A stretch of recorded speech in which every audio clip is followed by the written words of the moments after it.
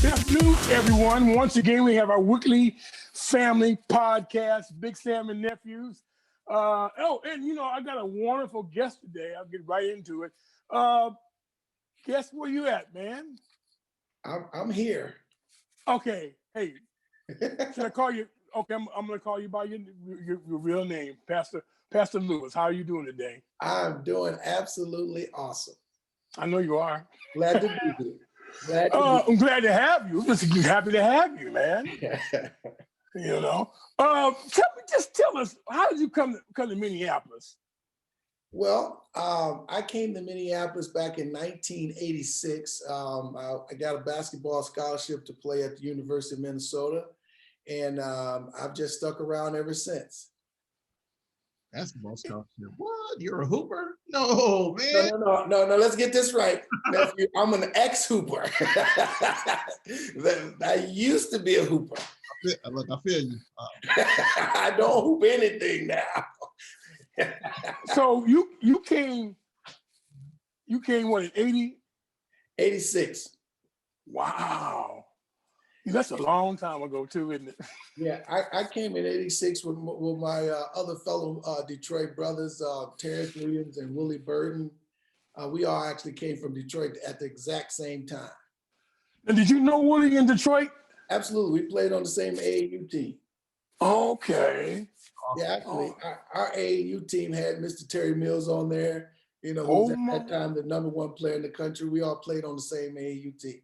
Wow. And why'd you choose Minneapolis, Minnesota? Well, I think it was a couple of things. One, I knew Willie had already signed. He signed early to come play at the U when they had Dutcher. And then once Coach Haskins took the job, my heart's desire, I just always wanted to play for a Black coach. And so once he took the job and he offered me a scholarship, I just took it. Did you have any regrets? I have absolutely zero regrets. As a matter of fact, the best decision I think I've ever made was coming here and playing for Coach Haskins. And it was so much more about life. I grew up without a dad, so I never had a dad.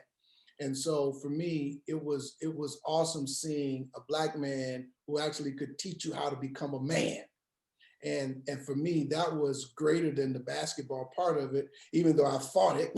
I fought it the first couple of years because I just had never had a disciplinary guy in my life like that. But after the first couple of years, it was literally the best thing that I've ever done in that coming to play at the U for Coach Haskins. It was great.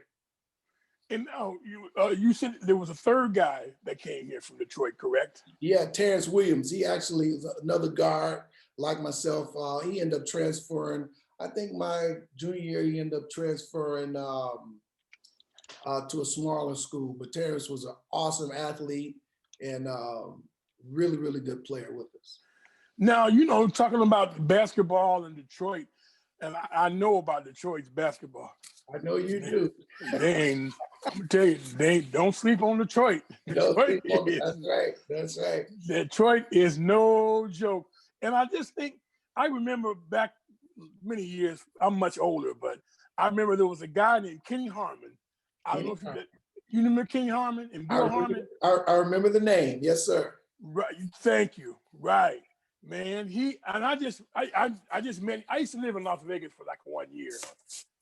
So I met Kenny Harmon, and then I know he told me he had a brother that went to Minnesota, but he quit and he left Minnesota and went back to Detroit.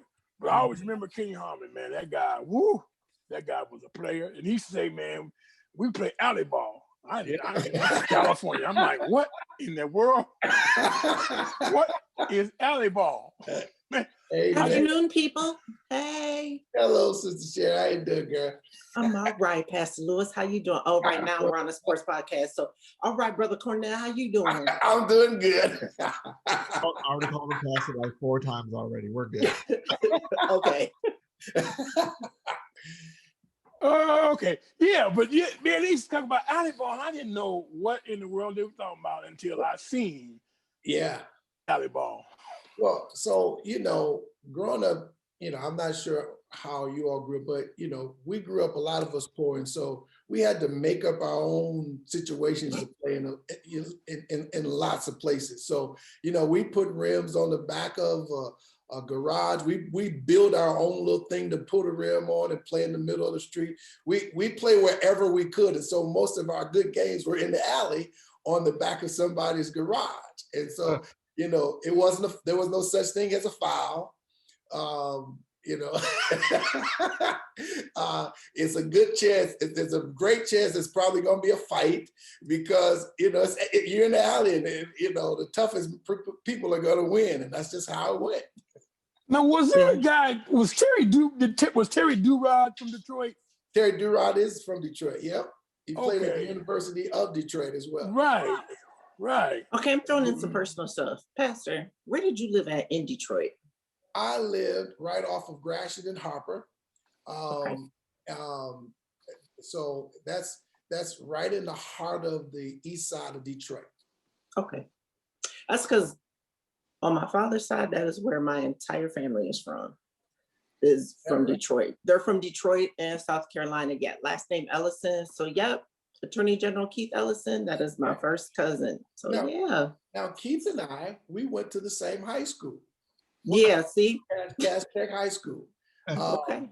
And so every time I see him, we always talk about it. But yeah, Keith and I went to the same high school, Cass Tech High School. Yeah, that's where the majority of my family probably went to high school. That's all of them. So I grew up on the east side, but Keith grew up on the west side. Now, my family grew up on the east side.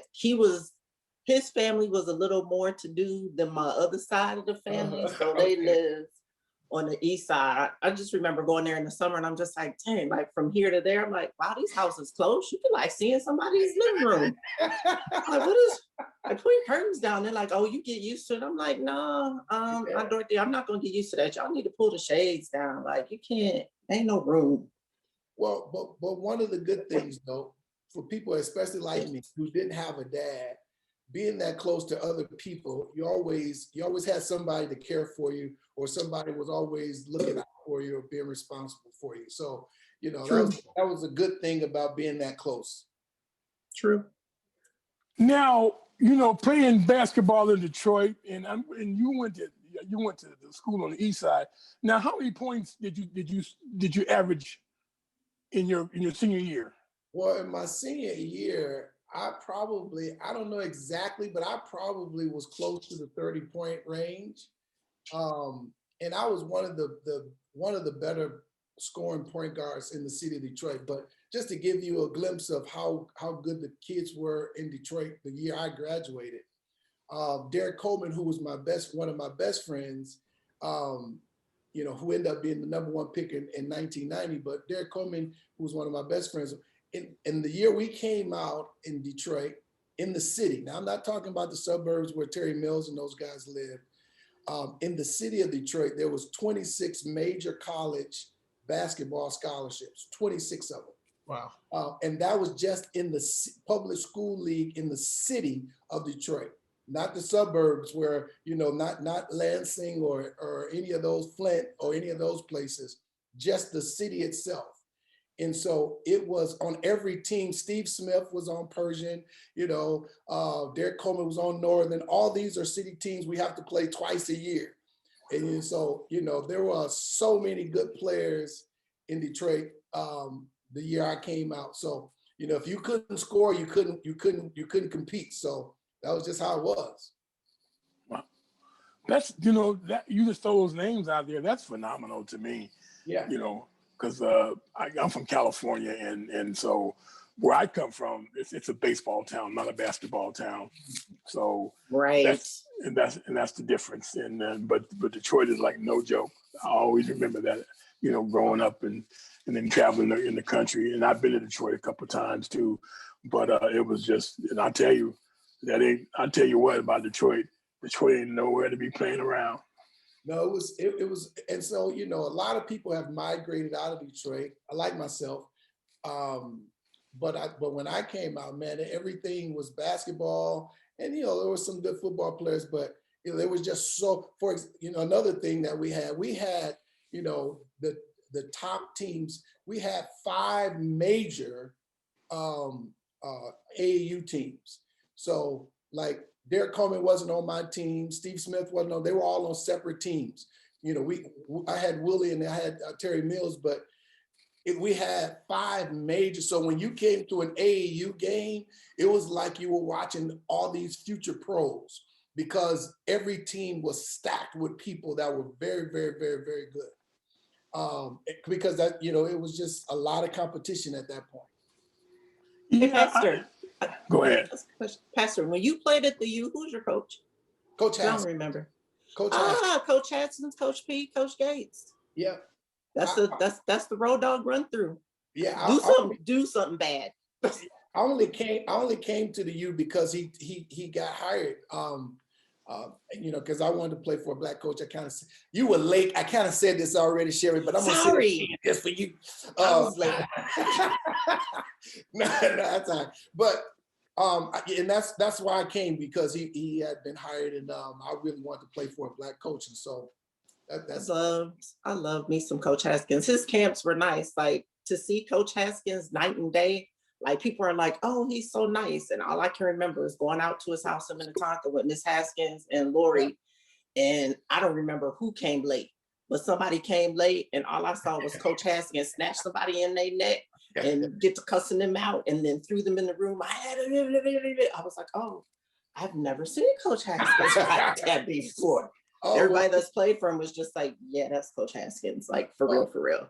You know, the coach, and I again, Coach was the best thing that happened to me in that I never had a dad, and he was such a hard disciplinary father-like figure. But Coach, he could separate basketball from you as a person so that you can grow and become the person you're supposed to be. And he preached this to us all the time. You know, that was probably, I mean, everything about, I feel like in my life that disciplines me, I got it from Coach Haskins, because he was so disciplined and he wanted you to have a good life and become a man. And so he talked about basketball, but he would always talk about what you have to do to become a productive citizen as a man in our country. And so it was like, you know, and then a lot of guys that had dads, that would, you know, they maybe had that before, but I never had that. So I really needed that. And it's really been the thing that set me apart in my mind. Now, you got into the ministry in what year? I got into ministry in 92. In 92. So I graduated in 90. In my first 2 years, even in the third year when I got in ministry, I worked in corporate America at Senex Land O'Lakes. And that was, you know, it was really a great experience for me, but I wasn't a corporate guy, man. And so, you know, that's kind of how I got to ministry. I really started pursuing what my purpose in life was. And the more I went to church, it's like the more I just came alive, and it came alive in me. And I realized I had a calling for that. Now, I remember one time you were saying that people, because a lot of people, they know you as Corn, right? Yeah. I know you as Corn, but I know you as Pastor Lewis too. Yeah, you knew me as Corn, Sam. I did. I'm just saying I did. But you know, for me, I would never disrespect your education and call you anything other than Pastor Lewis. Yeah. That's just me. I receive it. I appreciate that. You know, that's just me. But if you called me Corn, it would be just fine, Sam. I understand, but I just never, you know, I never form my mouth to say that anymore. And I say that seriously, because people say, well, what church you go to? I tell them where I go, and I say, who's the pastor? They say, oh, you go to that church? Yes, I do. But you know, funny, because, you know, I told you, you know, I went to a church that was lame. L-A-M-E, lame church. I didn't say that, sir. I didn't say that. No, I'm saying I did. I'll tell you. I didn't say that. I went to a lame church, and it just, you know, and I wasn't feeling it. So I had dropped out, but I was searching for somewhere else to go. And so I actually ended up coming to your church, and I don't regret it. I've been there almost 3 years now, but not for me. I'm just saying for me, I'm happy as heck to go to your church. And for me, I'm happy as heck to go to your church too, because he asked me. Actually, he asked me, did I want to go to church? And I was like, yeah, because I don't mind being at church. So yeah. So thank you. I appreciate that. And for the record, for me, I'm glad both of y'all come to our church. No, but That's you know, correct. For me, I always represent to just me. I don't know about anybody else, you know. But then, you know, and it's funny because I think sometimes, you know, I've invited other people to come to church, but you know, other women and whatnot. But that's it. No. They always come up with a lame excuse, and it's like, okay. But I just keep it moving, though. That's the thing. And I'll tell you this: I don't regret. I'm glad that I switched up because I didn't like that lame church I was going to. It was, oh my gosh, it was lame, man. But you know, I want to elaborate about that because it could take up too much time. But exactly. I was going to ask I have you, a question. what's the difference? What's the difference? Okay, before we get back to what's the difference, I got a question. You got to pull it back. I'm pulling it around circle. That's my pulling it around circle. Pull it on back. So, Pastor Lewis, we all know Richard Pitino is gone. If out of anywhere else, if they asked you to coach the team, would you? Well, that would be a miracle because they would never ask me. But if they were to ask me, I think I would do it because I would want to help the young men in ways outside of basketball.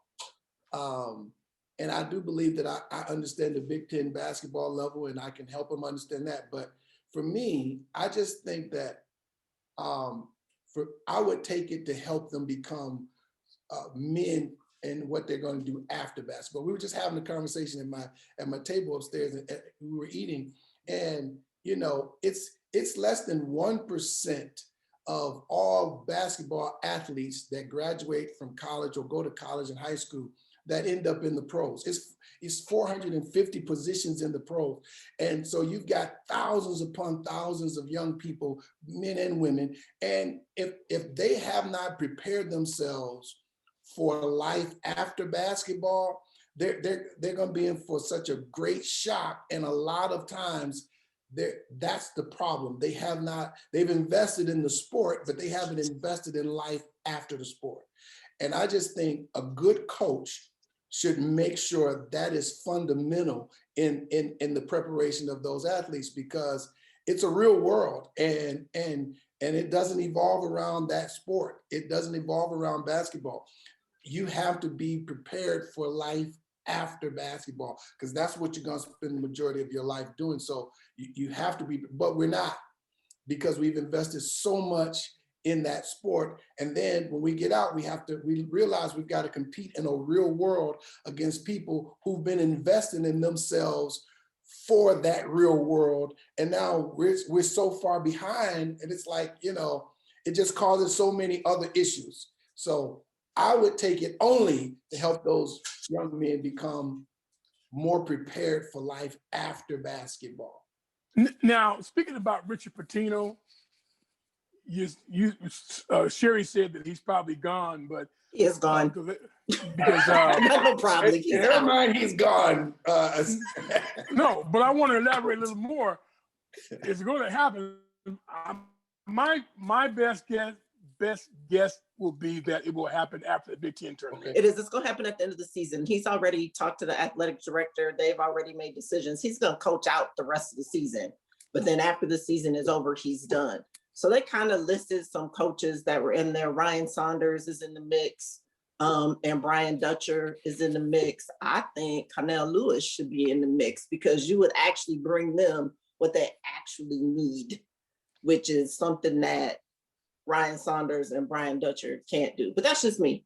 That's just me. You know, the other tragedy, and you know, we used to have these conversations a lot, especially as a Black ex-athlete there. You know, for some reason, they just don't hire Black athletes who've played there to be the coach there. And you know, I know what I think it is, but the truth of the matter is they only hurt themselves, because there are so many of us who could really help that program. You know, my son, he was just telling me this last night. He's like, Dad, they still didn't get not any of the top recruits, not one of them from last year or this year. And I'm saying, how do you do that?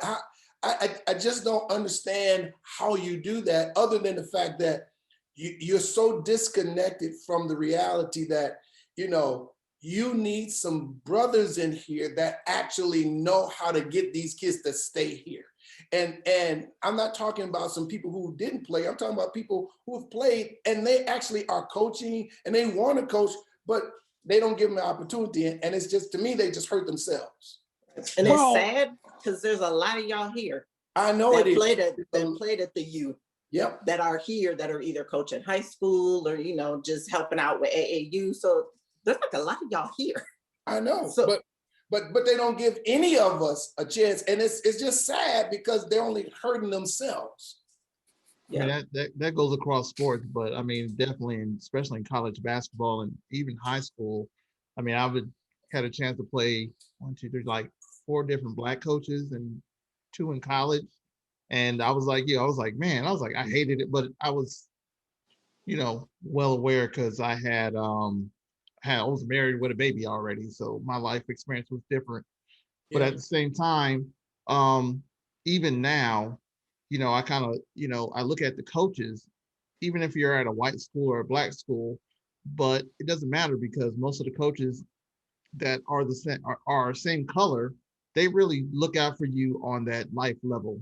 The white coaches, they're like, yo, we're trying to get you to the pros. The white coaches anywhere, they're trying to get you to, and then we're groomed as young kids from AAU all the way on is, hey, we're trying to groom them to the coaches. So we had to change that AAU coaching around too. You know what I'm saying? Because like even here, I played for the Atlanta Celtics. I mean, I had Sharif Abdul-Rahim. I had so many dudes on the squad. I was like, man, what the hell? Like, how am I playing for these guys? But Coach Fraser, he was like, yeah, you're not going to make it to the league. And I knew, I was just like, yeah, I can't. I mean, my uncle told me, he was like, you can't make it to the league. I could have played overseas. I took my knee up. So what? Hey, but I got a great education. Yep. I got a great education. I'm working IT. I'm like, man, this is what I do for a living. Absolutely.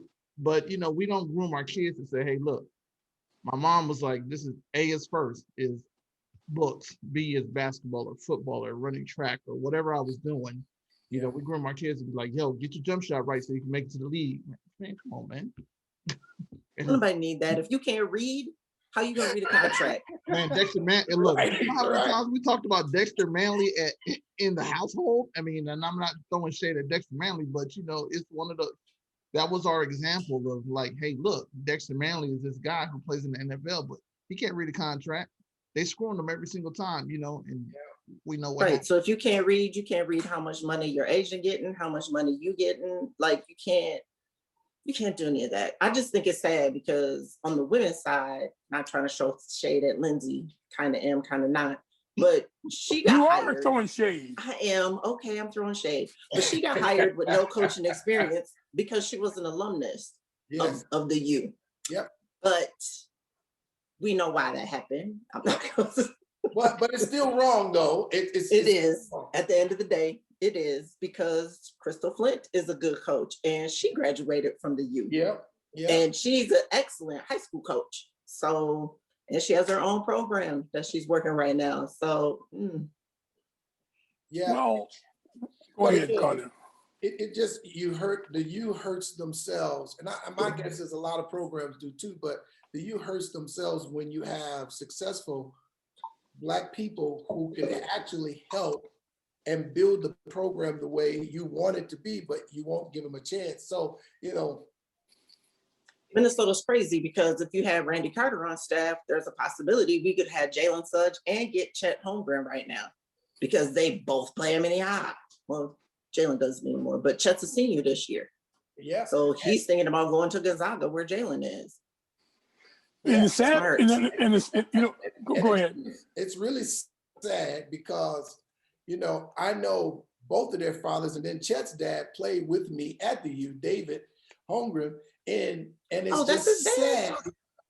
Yeah, David Holmgren is his dad, and he played with me at the U, and we were just talking. I was just talking with him the other day, but it's just sad that they don't even acknowledge the people who are close enough to those kids to get the kids to the school. And it was the same thing with Tyus and his brother. Right, their dad was, he hung out with us all the time when we were in college. It was like he was one of us, and they never asked us one time. He was one of Willie's best friends, and they never asked us one time to help them get Tyus or his brother. Not one time.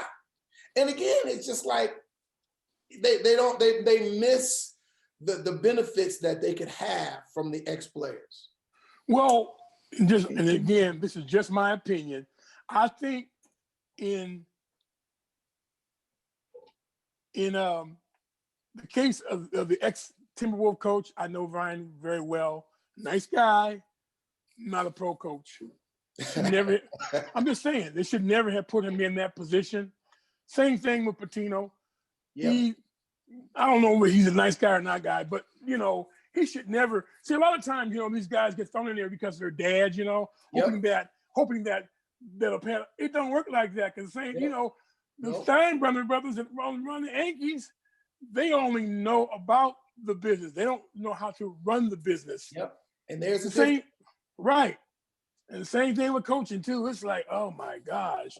But again, they'll have these names and they'll have him in there, and but it's just my own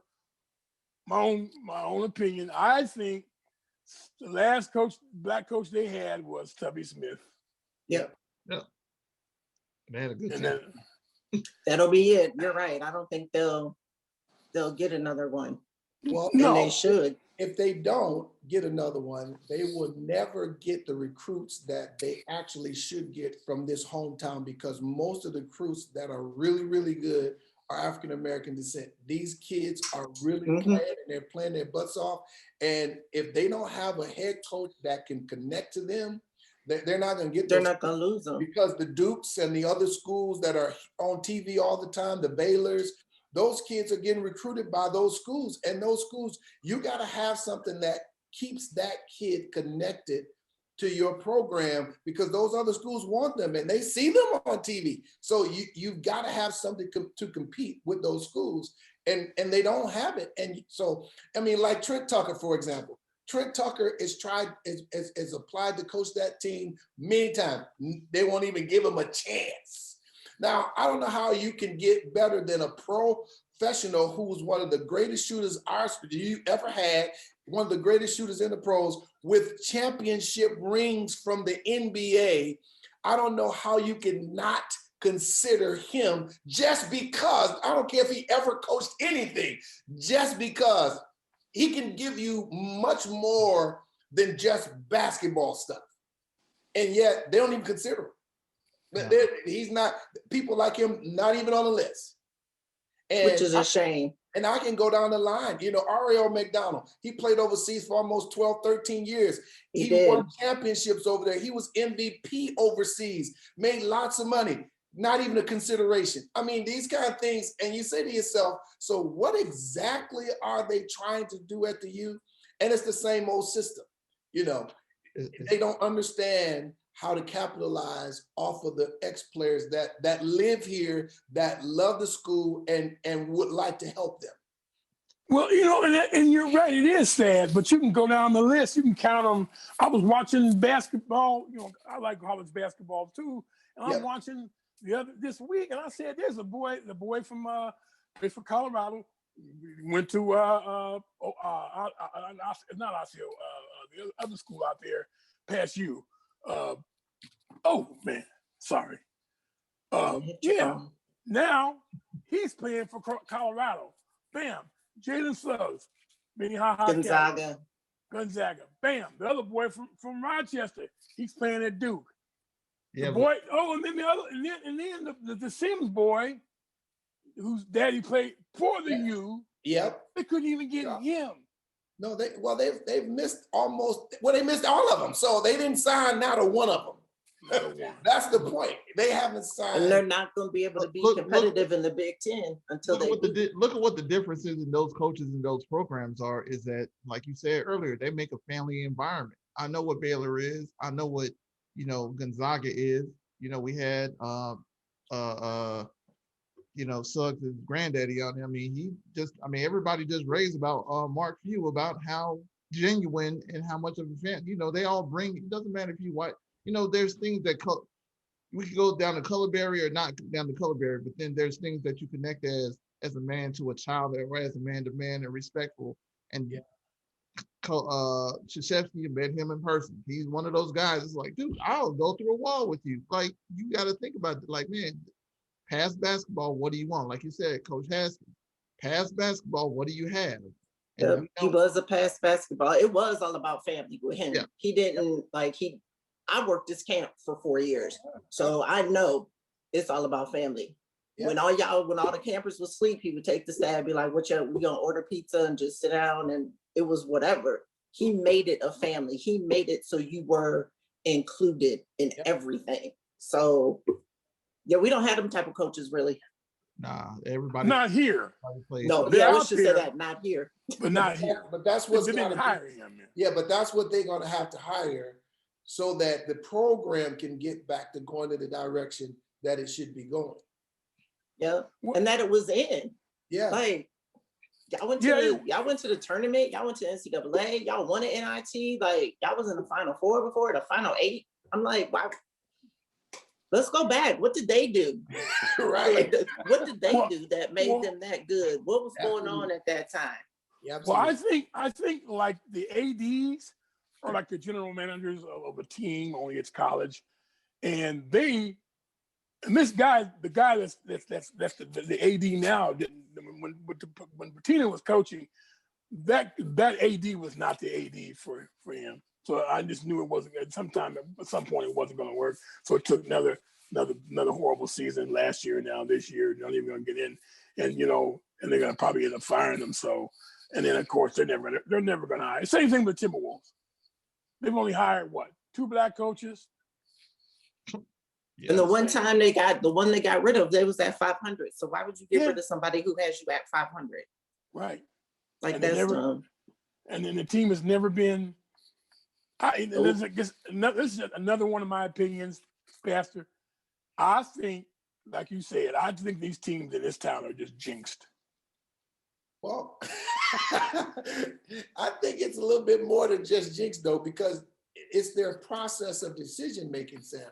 They set themselves to decide these things, but without learning that stuff doesn't work. You have to change. You have to do it differently in order to get a different result. But yet they won't change. Y'all live in, like the Vikings. North-South. Yeah. Y'all live in the North-South area, and they're still fighting that dang. Right. It's bad. Like, man, even down here in Atlanta, I'm like, hey man, what you want to do? Look, man, we need to go down here and go get some of these boys, and we need to do this, and we need. They learned it. They learned their lesson up there. They like, I don't know, man. Like, let's see. Maybe I don't know, but if you get somebody of color, they look. I don't care what you do. Like everybody says, look, everybody is successful. Period. Kind of like remember the Titans, where they gave Denzel the job and they were waiting on him to fail, and he didn't. And they didn't. He made them a perfect team. Right. Yeah. Well, I think, and it's just my opinion. I think they're afraid to hire another black coach because I think they're going to go back. They're probably afraid that the team will end up predominantly black. The teams are already predominantly black, so I don't understand. Hey, we got 2 minutes. Well, thanks. These are just my opinions. Okay, so we have 2 minutes. So we're supposed to give a shout out to the SEC championships and women's basketball, that there were the first time ever 2 women black coaches went against each other. Number 7, South Carolina, Dawn Staley and Joni Taylor, Georgia. They went against each other in the SEC championship game today. But South Carolina was number 2. It said number 7 in the thing. So okay, well. It might have been in the tournament, they was number 2, but they're number 7 ranked overall. Yeah. Okay. Well, and then congratulations, because that's very important, because a lot of times, we talk about these different coaches and there's never enough coaches of color, but that's another topic. I want to thank Pastor Lewis for coming on our show today. And I'd like to have you back on at some point in time, because there was a bunch of other questions I was going to ask you when we got caught up, and I like to talk, you like to talk. So what are you doing? Hey, Sam, just check it out. As long as Sherry's on this show, you can have me back anytime, brother. Anytime. So if Sherry's Always here, gonna be here. I can be here, brother. Got you. We can talk about nonprofit basketball. We can talk about whatever you want to talk about. Coach Gates, Coach P. We talk about everybody. Just make the list. Just make the list, and we'll make it happen. All right, we got 30 seconds, Uncle. All right. Thank you very much, Pastor Lewis. I also want to thank Sherry. Want to thank Javier. Parker didn't come today. I'm Big Sam. This is my family sports podcast. Thank you very much. We'll see you next Sunday. Thank you. Thank you, See y'all. Nice to meet you. Bye. Thanks, man.